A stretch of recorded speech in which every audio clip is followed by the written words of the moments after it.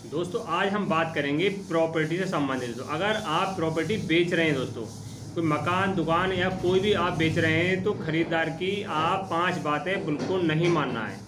अगर आप अपना मकान दुकान बेच रहे हैं तो खरीदार की 5 बातें आपको बिल्कुल नहीं मानना है, आपको अपने हिसाब से देखना। दोस्तों कौन सी 5 बातें हैं दोस्तों, बहुत ही महत्वपूर्ण है दोस्तों।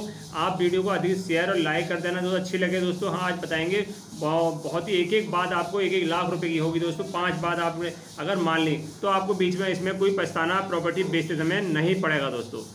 तो हम बात कर लेते हैं नंबर 1 की। आपको पहली बात कौन सी है कि प्रॉपर्टी बेचते समय आपको ध्यान रखना दोस्तों। आपको प्रॉपर्टी बेचते समय जो टोकन मनी आप जो बयाना ले रहे हैं दोस्तों, आपने मकान दुकान कुछ भी बेचा है दोस्तों, उसका जो टोकन मनी बयान ले रहे हैं बिना एग्रीमेंट के आपको नहीं लेना है दोस्तों।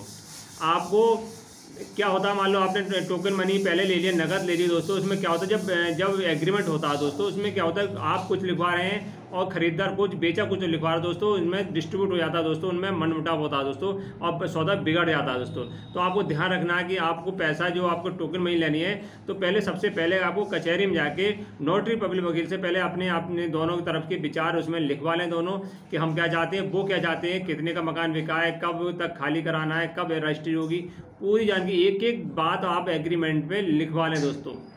जब एग्रीमेंट लिख जाए तो आप दोनों पार्टी संतुष्ट हो जाएं, दोनों एक दूसरे को पढ़ लें दोस्तों, उसके बाद साइन करके टोकन मनी आपको लेना है। उससे पहले आपने टोकन मनी ले ली दोस्तों, डिस्ट्रीब्यूट होना है, आप कुछ कहेंगे वो कुछ कहेंगे दोस्तों, मामला बिगड़ जाएगा। दूसरी बात क्या है दोस्तों, जो कि आप रजिस्ट्री कराने जाते हैं दोस्तों, रजिस्ट्री कराने से जाते हैं, मान लो कोई व्यक्ति आपने मकान की दुकान बेच दी और वो व्यक्ति रजिस्ट्री कराने से पहले आपको सारे पैसे जमा दे देता दोस्तों, नगद दे दे, ऑनलाइन दे दे, आपको सारे पैसे दे दिए दोस्तों।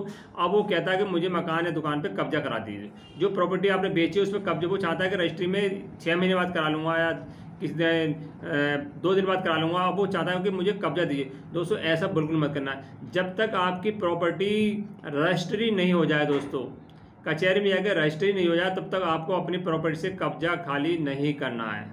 नंबर 2 ध्यान रखना दोस्तों, कोई व्यक्ति कितना भी लालच दे कि ये प्रॉपर्टी पैसे ले लो पूरे और मुझे प्रॉपर्टी पे कब्जा करा दो दोस्तों, बिना रजिस्ट्री के किसी को प्रॉपर्टी कब्जा नहीं कराना है। नंबर 3 बहुत महत्वपूर्ण बात है दोस्तों, जैसे आप प्रॉपर्टी बेचते हैं, जिस दिन बैनामा होता है दोस्तों, कुछ कहते हैं जिस दिन बैनामा होगा उस दिन क्या कहते हैं कि हमारे पास पैसे मिल नहीं पाए, आप चेक लीजिए, पैसे निकल नहीं पाए हैं, बैंक में बहुत भीड़ भाड़ है, तो वो आपको कहेंगे चेक लीजिए, कि चेक में क्या होता है दोस्तों, उसके खाते में पैसे नहीं भी है, बाई चांस पैसे नहीं है दोस्तों, आपने वो उसने चेक दे दिया, रजिस्ट्री आपने उसके नाम करा दी, तो दोस्तों आप लफड़े में पड़ते हुए में कोर्ट कचहरी के आपको चक्कर लगाने पड़ जाएंगे दोस्तों। इससे पहले वो मान लो बिना उसमें खाते में पैसे नहीं, फिर भी वो चेक काट सकता है, उसके बाद चेक बुक काट सकता है, और उससे पहले आपको चेक बाउंस हो गया तो आपको क्या करना है, आपको कोर्ट कचहरी के चक्कर लंबे काटने पड़ेंगे। तो रजिस्ट्री आपकी हो गई, अब आप उसके पीछे घूमेंगे। तो आपको ध्यान रखना है दोस्तों, जिस दिन रजिस्ट्री हो, जो बेचा है, जो मकान है प्रॉपर्टी बेच रहा है दोस्तों, तो अब उसे ये ध्यान रखना है जिस दिन रजिस्ट्री हो उससे पहले, रजिस्ट्री से पहले पैसे उसके अकाउंट में आ जाने चाहिए। RDS कराएं या ऑनलाइन कराएं दोस्तों, चेक बिल्कुल मत लेना। जो मकान ये बेच रहा है, दुकान बेच रहा है, उस दिन चेक को नहीं लेना है, आपको RDS के माध्यम से लेना है या ऑनलाइन पेमेंट बैंक में जाकर ट्रांसफर आपके खाते में आ जाए।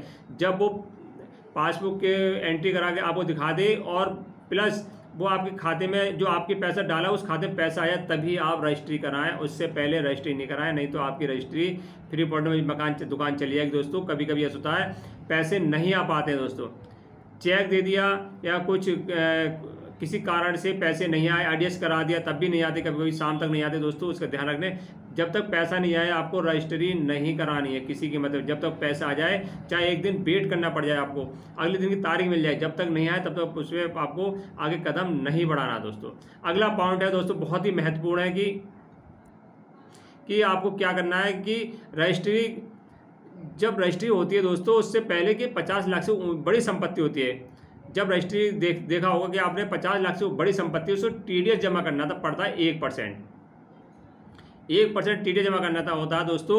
और टीडीएस का बेचने वाला होता है, या तो उसके खाते से उससे जो अमाउंट कोई मान लो 55 लाख रुपए पर 60 लाख का तय हुआ मकान, तो उसके 60,000 रुपये टीडीएस जमा करना पड़ेगा। या तो बेचने वाला जमा करेगा दोस्तों, या खरीददार जमा करेगा। वो आपस में अंडरस्टैंडिंग है, कौन उससे पहले तय हो जाएगा एग्रीमेंट कि हम कि ये जमा करेंगे या वो जमा करेंगे। अगर कोई मकान बेच रहा है तो टीडीएस मान लो खरीददार जमा करेगा दोस्तों, उससे टीडीएस की रसीद जरूर ले लें। जब तक आप रजिस्ट्री नहीं कराएं, जब तक वो टीडीएस की 50 लाख से बड़ी संपत्ति है तो टीडीएस की रसीद वो आपको नहीं दे दे, टीडीएस की चालान आपको दे दे तभी रजिस्ट्री कराएं, नहीं तो टीडीएस को आपको देना पड़ जाएगा दोस्तों।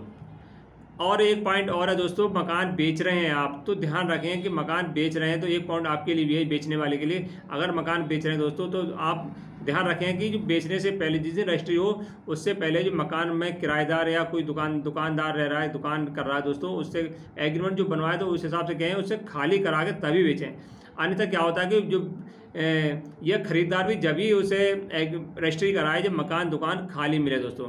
जब तक वो रजिस्ट्री नहीं कराए, जब तक उसे पैसा नहीं दे बेचने वाले को भी, कि जब तक वो दुकान मकान खाली नहीं हो दोस्तों। 5-6 पॉइंट ऐसे हैं दोस्तों, आपने सुना होगा।